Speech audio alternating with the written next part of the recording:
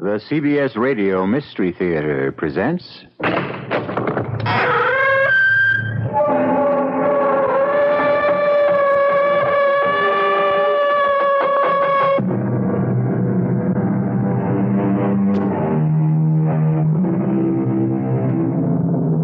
Come in.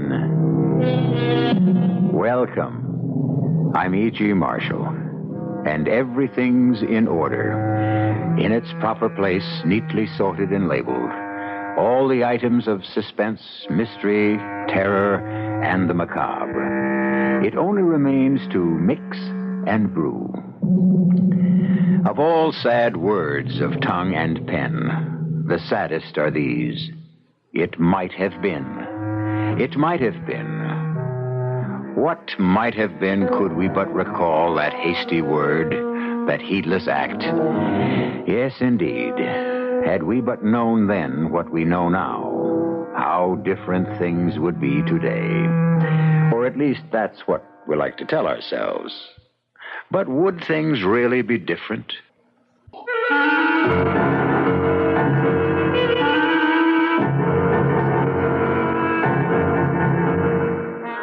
Our mystery drama, The Garrison of the Dead, was written especially for the Mystery Theater by Sam Dan and stars Mandel Kramer. I'll be back shortly with Act One.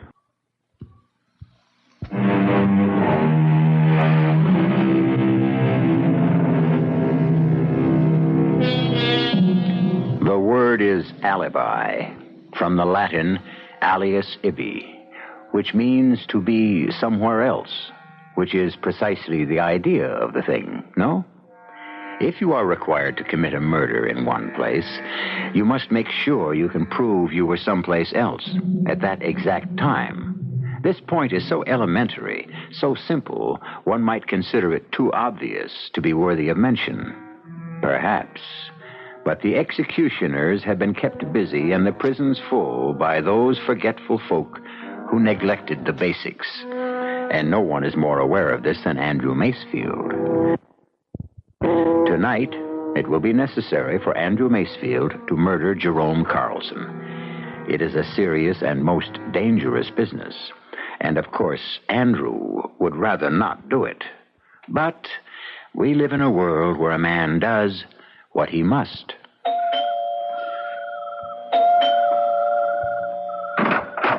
Hello, Jerry. Andy Macefield. Thought you were in jail. Quit the comedy, Jerry. You knew I was out on bail. You going to ask me to come in? No. Jerry, I've got to talk to you. Whatever you and I would have to talk about has already been said. Jerry, you got to give me a break. I know all your stories by heart. And try to understand. And remember, if sinners entice thee, consent thou not. What's this? You dare to quote the Bible? Sure I dare. After all, the Bible was written more for me than it was for you. I can't get over this. You going to make me stand outside? Behold, there has risen a new Andrew Macefield from the ashes of the old. Or has there? Enter, Andrew.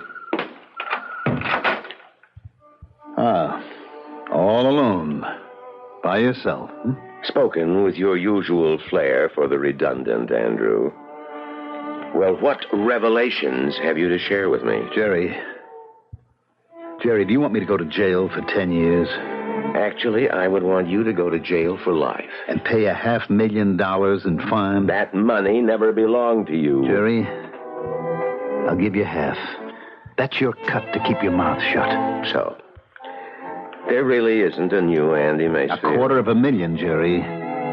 How many magazine stories do you have to write before you can see $250,000? I'm sorry. Jerry, give me a break. I trusted you, Jerry.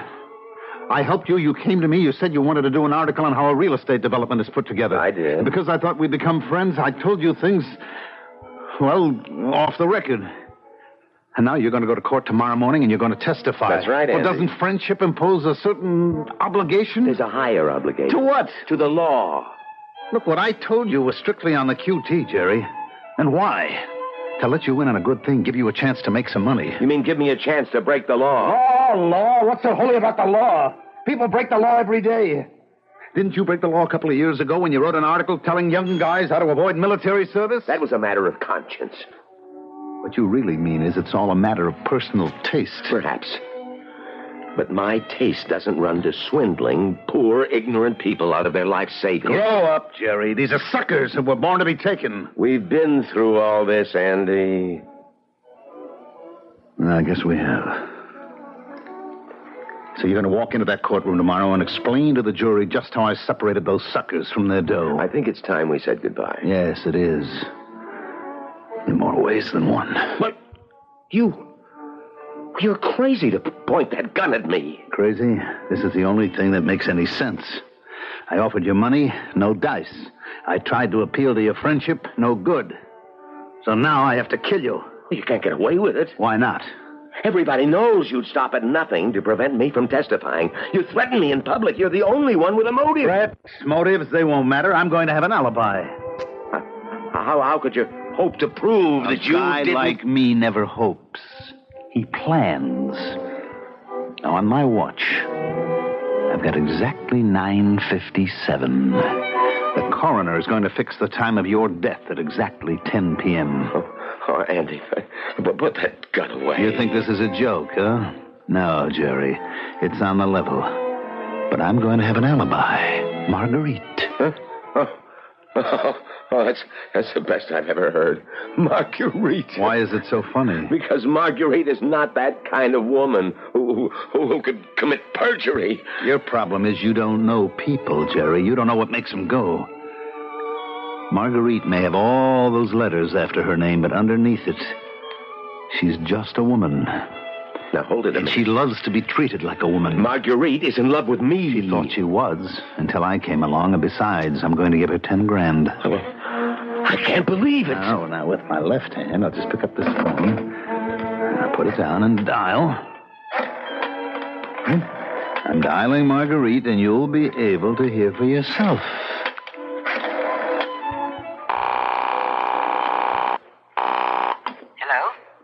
Go ahead. Pick it up, Jerry. Talk to the lady yourself.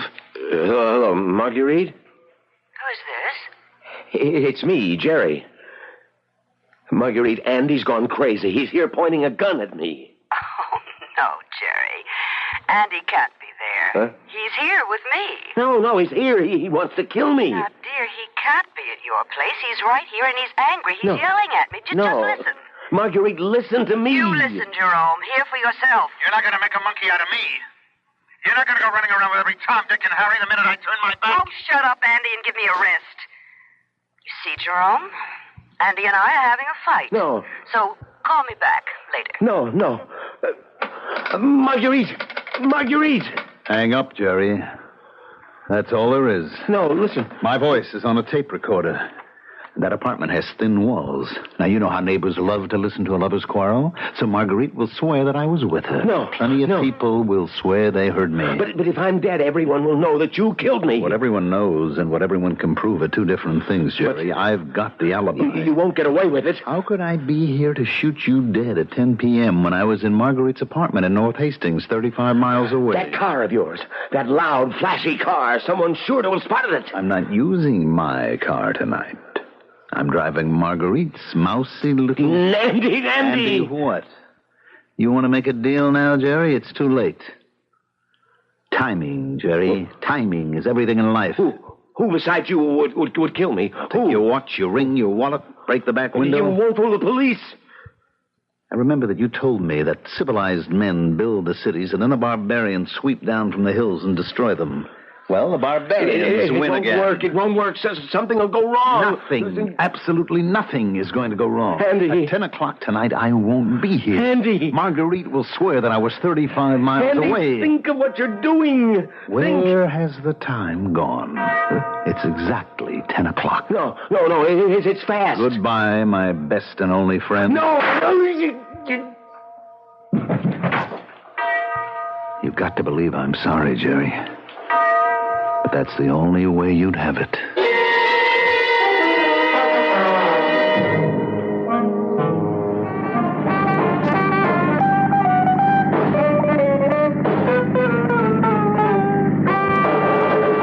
Hello.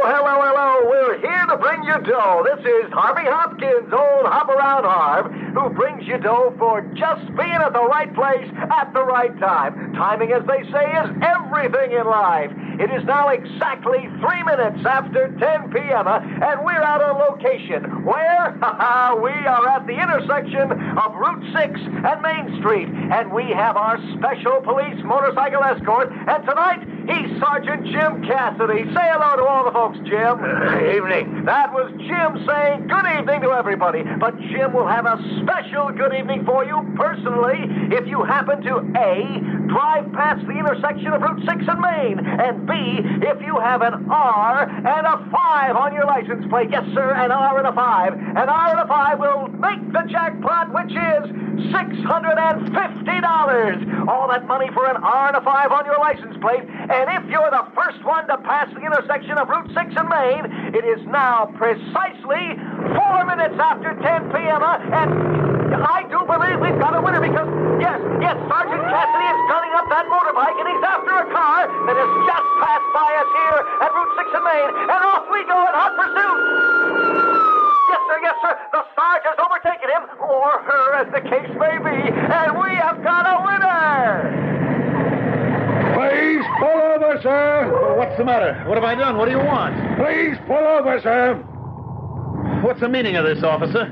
Sir, I'm very happy to inform you that you have just won the jackpot. Yes, sirree, folks. He doesn't believe it. I can tell from the look on his face that he does not believe it. I don't have time to stay here. You don't have the time to reach out and grab $650. Well, do you mind if I just... The money is yours. Now, what's your name, sir? Please, I don't have The rules and regulations compel us to give this money to the driver of any car with R and 5 on his license plate who passes... I don't have an R and a 5 on my plate. Is that true, Sergeant? His plate number is R55, Harv. Man, you've got it in spades! But I tell you, I don't have a... Don't you even know your own license plate number? This isn't my car. It isn't your car? No, it belongs to a friend. So, if you don't mind, I'll be on my way. One moment, sir. May I see the automobile registration? What do you want to see the registration for? May I see it, please? Now, look, I am a law-abiding citizen. May I see the registration and your driver's license? But I haven't done anything. Friend, all we want to do is give you $650. Your license, please. Yeah, sure. Look out, everybody! Well, how do you like that? We offer a fella $650, and he turns into a wild beast. Well, here goes Sergeant Cassidy in pursuit.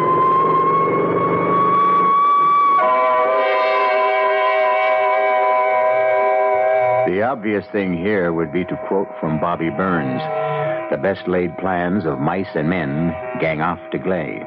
We could quote him, but we won't, because really the plan didn't go wrong. The plan was fine. Something else went wrong. But what? And how? Where? When? Well, we're really only a third of the way home. You can't expect to know everything right now, can you? I'll return shortly with Act 2.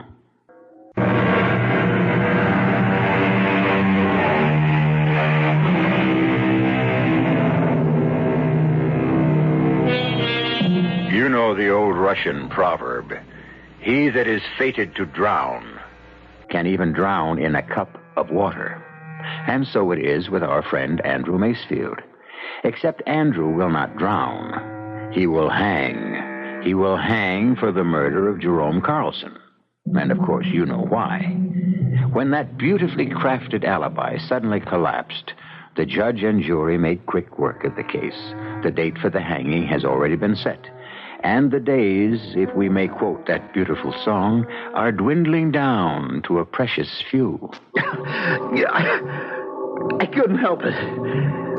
It was him or me. I didn't want to do it. He was my friend. Tell him, Jerry, tell him. We were friends. Tell him we were friends, Jerry. We were friends. And you know it was nothing personal. You don't hold it against me, do you? Do you, Jerry? Oh, no, Andy. Certainly not. I don't hold it against you. You see, he forgives me. He forgives me. Tell him. Tell him. I forgive you. You should have said so at the trial, Jerry. You should have said so. I did, Andy. But no one was listening to me. I was there. Help me. Somebody's got to help me. I don't want to hang. I'll help you, Andy. I'll swear you spent the whole evening at my apartment. That's no good. You're supposed to have brains. You teach college. Don't you know that's no good? How could I have been with you when the cops picked me up? Oh. She never had much practical knowledge. Jerry, they're going to hang me. Yes.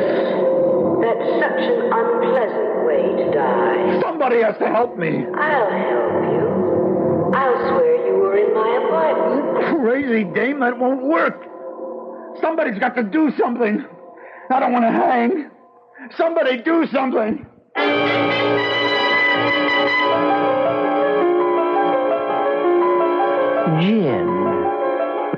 Gin? Yeah, I guess you got it. I must say, Mr. Fallowfield, your mind doesn't seem to be on this game. You could be right, Mr. Paris. You've got a faraway look in your eyes. I'm thinking about somebody. Who? A fellow named Macefield. Andrew Macefield. Andrew Macefield. Would he happen to be your client by any chance? He would. Well, what about him? He's going to hang tomorrow morning. Why? Murder. Did he do it? Oh, yes. Yes, he did it. No question about it, he did it. Then that should be that. I know, but... But what? Well, I know what it is to be hanged. I know from personal experience, the hard way. But you were innocent. That didn't make it any easier to take.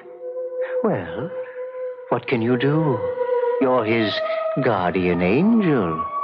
But you did what you could. I still think I failed him. We can only advise. We're not supposed to go down there every time a client gets in a jam. Maybe I don't know how to communicate, Mr. Paris.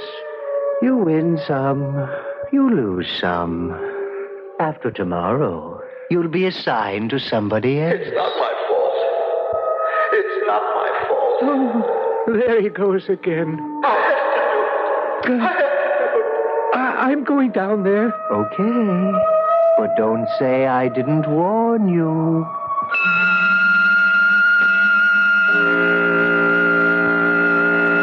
It's not right. It's not right. Help me, please. Somebody's got to help me. Mr. Macefield. Mr. Macefield. What? Hey. What do you want? Oh, it's you. Yeah, it's me, Al, the guard. It's not time yet. It's not time yet. No, it ain't nowhere near time. You said you'd let me know in advance. You said you'd give me plenty of warning. Sure. Sorry I had to wake you, but you got a visitor. A visitor? Yeah. Oh, you've got to be joking. Who would want to see me? I would. What? Who are you? May I come in? What do you want? Well, I want to discuss your case. My case? Yes. My case? What case? I've been turned down everywhere by everybody. Is that a fact? It's gone all the way to the Supreme Court. I don't have a case. I've decided to hear it. May I come in? My name is Fallowfield. Are you a lawyer? Because if you are, you're wasting your time. I've run out of appeals.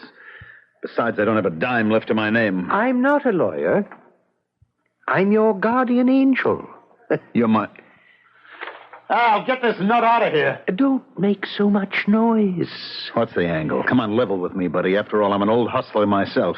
Well, I'm really not supposed to be here. Is that a fact? I want you to have another chance. But you have to convince me. This is going to be my last night in this world.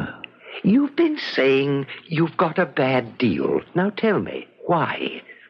Why is it a bad deal? You killed Jerry Carson, didn't you? Why shouldn't you pay the price? Because... Well, go ahead. Why? I have to know. All right, what's the difference? It's just another nightmare. No sense my getting uptight. You know, this isn't a nightmare. You sent for me. I sent for you? You always send for me, but when I come to you, you never listen. Tell me why you shouldn't hang. You know why. Look, everybody in the world he's got his place in, well, Jerome called it the scheme of things. Now, a wolf kills a lamb. Do we blame the wolf? How can we? He was made for that purpose. He can't help it. But you're not a wolf, and Jerome wasn't a lamb. I am a wolf. I had to be a wolf, or it would have been curtains for me years ago. I had no parents since I was 5 years old. I had to shine shoes, peddle papers. It was hustle or go under. But man has free will. Man decides whether or not... Don't talk to me about free will. I was brought up in a jungle. Other men had mean beginnings and have risen I'm about... not other men. I'm me. Look, somebody made me into what I am, the kind of guy who'd have to commit murder one day. Now, why should I have to hang for it? That, then, is the point of your brief? Whatever it is, the defense rests. But why do I say defense? I should say prosecution. Why should I be on trial? Whatever made me into what I am should get the rope. So, you want another chance? Oh, definitely. I've got one coming. Another chance? To do what? To be what I always wanted to be. What? Don't laugh. A writer. A writer? Like your friend Jerome? Yeah. You see, I learned something from him. Now, he didn't have much money. How many people ever heard of him? But he was happy. You know why? Because he was creative. And he was expressing himself in the right way. You know my problem? No. I'm a creative guy, too, but I didn't have the education to express it in stories and plays and scripts, so I expressed it in creating hustles and deals. Do you see? Yes. Now, that hustle I put together, the last one, that was a work of art. When I had to kill Jerry, even the alibi, you've got to admit, maybe it didn't work. But it had a touch of class to it. Another chance. And this time you'd become a writer. And you'd express yourself in fiction. This time, would you listen to me? Would I listen to you? Look, if this is on the level, would I forget how close I came to that rope? Will you listen to me this time, Andy? Will you? Sure. I shouldn't say this, but my job would be on the line with you. If I guess wrong, well, you've got to understand I'm going out on a limb for you. Promise you'll listen to me this time. Will you promise, Andy? I promise. Mr. Fallowfield, you're making a mistake. But he is promising. He's promised me, Mr. Paris. Okay, Mr. Fallowfield. Don't say I didn't warn you. Andy, will you become a writer? Yeah. A fine writer? And a credit to both of us. Yeah, sure. Hey, look at me. You got me believing it. Andy, in just 1 minute, a strange thing is going to happen to you. You won't be in this jail. No? Where will I be? I don't know. Because you will have lived a different life, I hope. And so you will be wherever that life has taken you. But where are you going to be? Where I'm supposed to be, Andy. Watching over you, trying to guide you. And what will I have become? What you claim you wanted. A writer. A writer? Will I be rich? Famous? Why? Is it important? As long as you're creative, isn't that the main thing? Sure, that's all that counts. Andy, in 30 seconds, you'll be 37 years old, just as you are now. But instead of being in a cell, you will be wherever your different life has led you. And Andy, I hope you keep your promise and listen to me.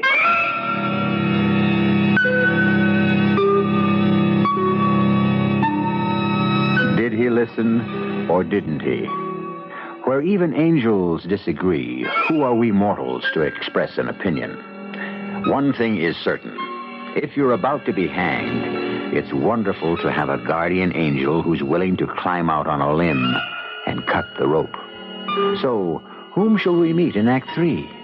A different or the same old Andrew Macefield?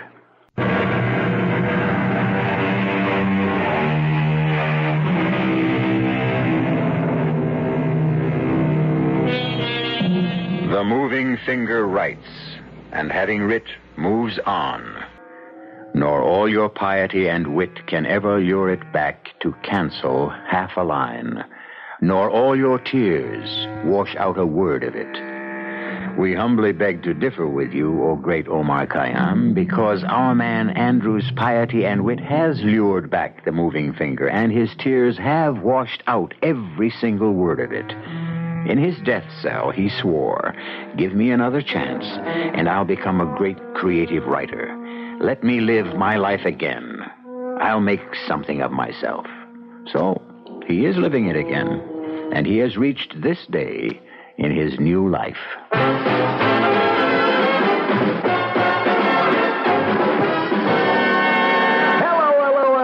This is Hop Around Harvey Hopkins, hopping around all over town to where the action is. And right now, the action is at the Celebrity Club Party for literary giant Andrew Macefield to celebrate the publication of his latest blockbuster of a novel, Kiss Away the Blood. Hi, Andy. Hello, Harv. Andy, they tell me Kiss Away has already been sold to the flicks for the record price of 1 million smackers. Congratulations. Thank you, Harv. Yes, folks, this is the fella they call Handy Andy Macefield because he's so handy with that typing machine. How does it feel to be the world's best-selling writer? Well, I have a deep feeling of humility and responsibility. Andy, how do you answer those highbrow critics who claim your work is violent, pornographic trash? Well, I say in all humility that Dostoevsky, Dreiser, and Hemingway were slandered in a similar fashion.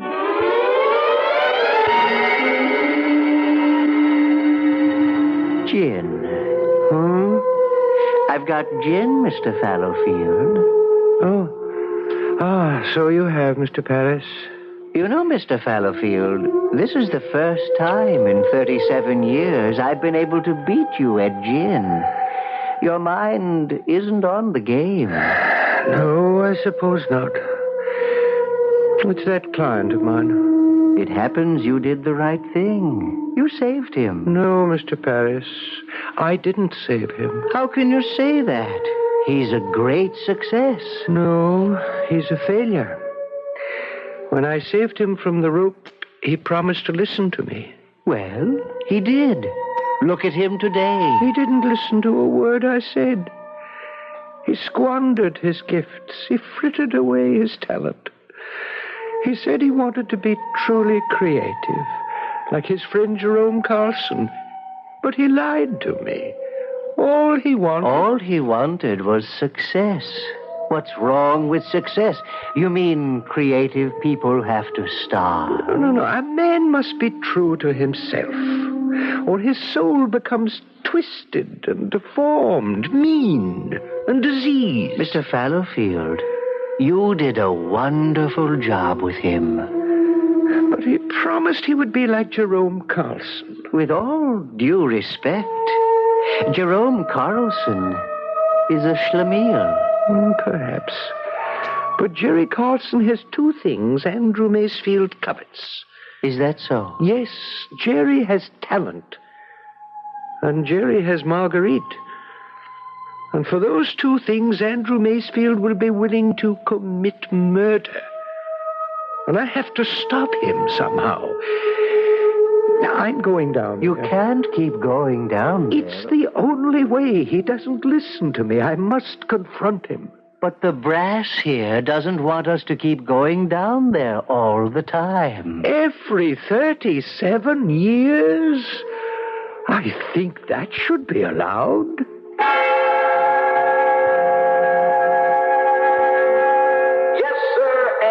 Let them criticize all they want. You can laugh all the way to the bank. Folks, let's hear it for one of the sweetest, most humble guys on earth, Handy Andy Macefield. Well, that's finally over. Mind if I turn the TV off? Jerome, why didn't we go to that party? Marguerite, my dear, you know what I think of those parties. Andy begged you to come. I wouldn't be seen. I know. You wouldn't be seen at a place where rich, successful people get together. You like to wallow around with miserable, neurotic losers. Failures, like yourself. And I don't think of myself as a loser, and I don't believe I'm a failure. I write what I please. Maybe it pleases you. Doesn't seem to please anybody else. I have faith in myself. And one day... Certainly, one day, when we're old and gray. Didn't you feel sorry for that pompous jackass preening himself on that program? I am filled with humility. You're jealous. Me jealous of that untalented slob? He's a fine, sensitive, humble human being. You know, Marguerite, maybe you should have married Andy. Maybe I should have.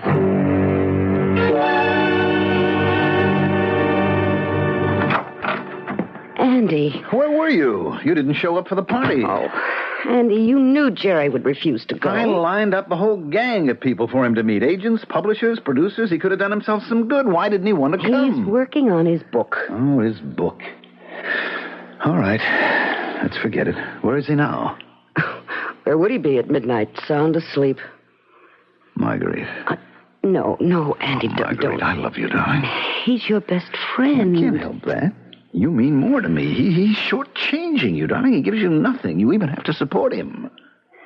Andy, he's really a great writer. Yes, a great writer who nobody ever reads. Oh, please. Oh, you keep working, honey. Keep doing without. Keep worrying about paying the bills. Get lines in your face and age before your time. I don't know what to do. Divorce him. Oh, I can't. He'd never let me leave him to go with you. That would be the final outrage. He'd kill me before he'd let you have me. What are you saying? Andy, there's only one way I could ever leave him to go with you. And that's if he were dead. Well, I don't believe it. You mean you don't want to believe it? But you're a realist. You know the things that have to be done to get what you want. Think about it. Think about what? Reality.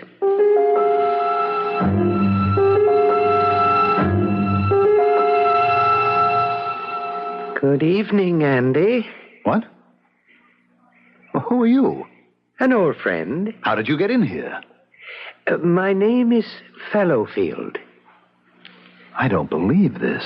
You didn't believe it 37 years ago, either. How could you have gotten in here? The door's locked, the window... I'm 28 floors above the ground. Andy, 37 years ago, this very day, you promised you'd listen to me. You faced the scaffold.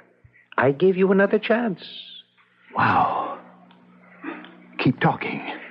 I'm having a vision. No, this is all real. I'm breaking the rules. What rules? I don't want you to hang. Hang? Me? Why? For the same reason you were sentenced last time. For the murder of Jerome Carson. You're nuts. Or I'm nuts. Do you think I'd kill Jerome just for Marguerite? I mean, I'm tempted, but no dice. You wouldn't kill Jerome just for Marguerite. Perhaps.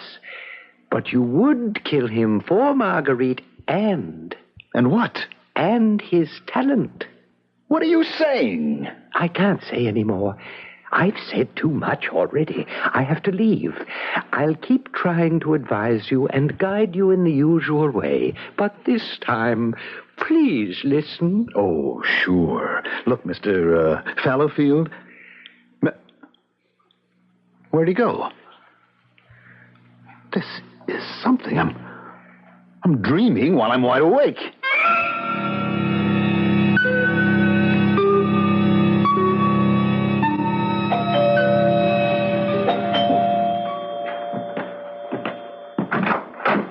Well, it's Jerome. Busy, Andy? When a pal knocks at the door, come on in. What have you got there? In this little carton... It looks like a manuscript. It is. But to call it a manuscript hardly describes it. It represents my entire life's work. In what way? It's my life as a writer, Andy. Everything I ever thought, felt, And this manuscript, these 500 pages, they decide whether I have the right to call myself a novelist. Well, I'm sure it's great. What's it called? The Garrison of the Dead. Great title. What's it about? It's about all of us. Sounds heavy. You are my closest friend. I value your opinion. I want you to be the first to read it. Oh, Jerry, I'm honored.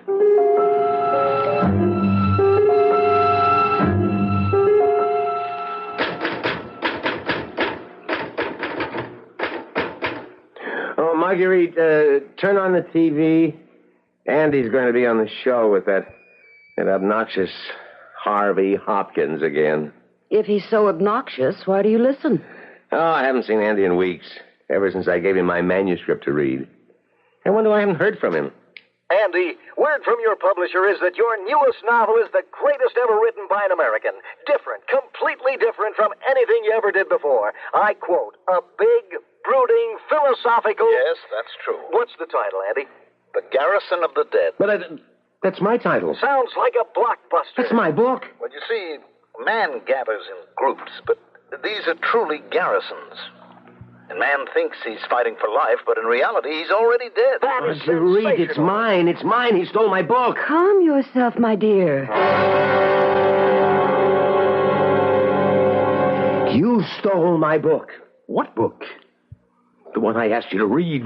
Jerry, are you ill? Do you deny that you stole my Jerry. book? I asked you to read it so you would see what you could have written if you hadn't frittered away your talents. I wanted you to read the work of a novelist, you pornographic hack. Jerry, you've gone crazy. You won't get away with it. I'll sue you for plagiarism. I'll expose you for the fraud you are. Jerry, please, don't make a fool of yourself. Andy,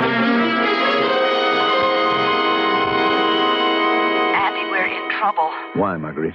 The trial tomorrow, the plagiarism trial. Andy, Jerry has proof. Proof! How could he have proof? He's been writing Garrison for 20 years. He started when he was in the Army overseas. The first 2 chapters were published in some obscure provincial magazine in Germany. What are you saying? Well, the magazine went under years ago. But he has a copy with those 2 chapters and an outline. Andy, tomorrow in court, he can destroy you. Us. Now, wait. Just wait. I've got an idea. Suddenly, I've got an idea. What time is it now? 6 o'clock. All right. Drive over to my apartment. I've got a plan, Marguerite. And it's foolproof. Put that gun away, Andy. You're crazy. This trial has generated too much publicity. Everyone will know that you killed me, and why? Forget that I'll have an alibi. How could I have killed you here in South Freehold at 10 p.m. if I was at my apartment in North Hastings? Marguerite's covering for you won't help. What was she doing in your apartment anyhow? People will ask. She came to me as your loyal, loving wife to beg me to go easy on you. No, you won't get away with it. Oh, yes. At 10 p.m., when you were killed by a burglar, I'll be able to prove I was in my apartment. Would your wife lie to save me? No. So you see, Jerome, I get it all. The woman, the fame. No. And you won't get the chance to show that magazine. You won't get away with it. Keep saying that if it makes you feel better. No, please, Andy, no. I'm sorry, Jerry. I'm really sorry. But I had to have that book.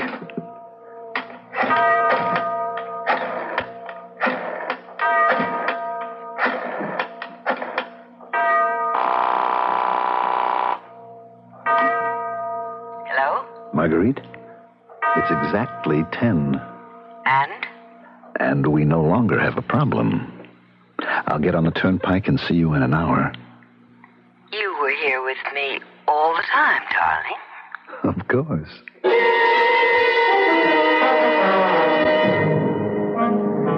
I better use the automatic lane so that no collector might see me and pick up my ticket. Hold Hold it. Here's our man, boys. What's the matter, Sergeant?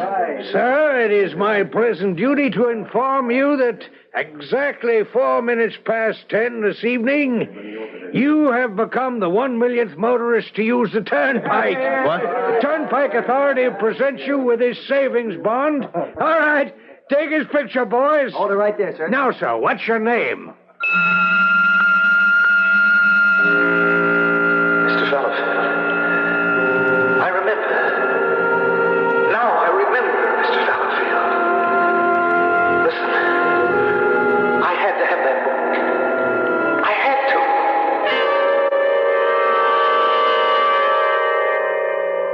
to. Gin, Mr. Paris. So I see, Mr. Fallowfield. Incidentally, do you hear someone calling to you? Yes. But, as you like to say, you win some, you lose some.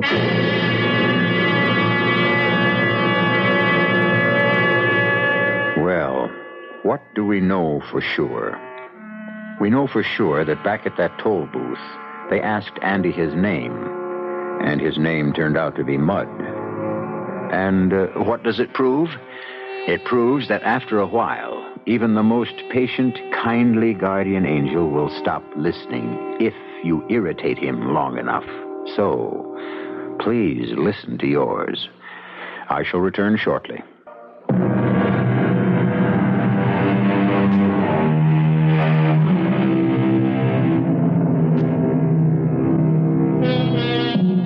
How many chances do you get? Just one?